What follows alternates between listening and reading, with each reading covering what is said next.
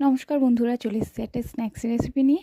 তোমরা কারা কারা আছো যারা আমার মতো সন্ধে হলেই বাইরের খাবারগুলো খেতে মন চায়? আমি জানি অনেকেই আছো এরকম। কিন্তু কি বলো তো, বাড়ির লোকেরা সবসময় এগুলো একদমই খেতে দেয় না। আর সত্যি এগুলো তো খাওয়া সবসময় ঠিকও না। তাই অগত্যা মাথা থেকে এইসব রেসিপিগুলোই ট্রাই করতে হয়।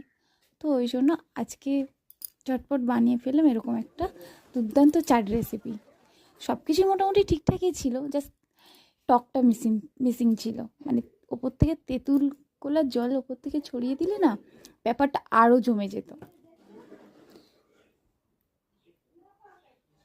এই বাড়ির খাবারগুলো না মাঝে মাঝে মন্দ লাগে না খেতে। আর সব থেকে বড় কথা, এগুলো শরীর মন দুটোই ঠিক থাকে। তাহলে তোমরাও কিন্তু বাড়িতে ট্রাই করতে পারো। আর রেসিপিটা কেমন লাগলো অবশ্যই জানিও। তাহলে আজকের মতো